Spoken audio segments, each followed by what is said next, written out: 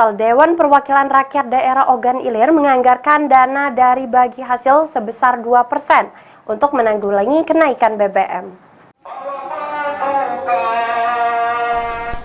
Dikemukakan Ketua Komisi 2 DPRD Ogan Ilir, Afrizal, sesuai dengan instruksi Presiden dengan kenaikan BBM ini, pemerintah kabupaten diwajibkan menganggarkan dana penanggulangan dampak kenaikan BBM atau dana inflasi kenaikan BBM.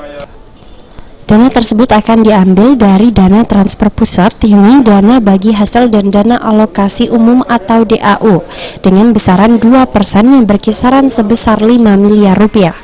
Dana tanggulangan inflasi BBM ini akan dilakukan untuk semua sektor lapisan masyarakat yang terdampak kenaikan BBM, seperti petani, tukang bentor, dan lainnya yang belum dapat dari pemerintah pusat. Itu yang disampaikan tadi, karena kita ini orang lapangan, kadang tidak nyambung apa yang disampaikan oleh pemerintah pusat. Yang miskin tidak dapat. Ada pun kadang bangun rumah yang hampir roboh tidak dapat. Yang sederhana, yang masih layak dapat.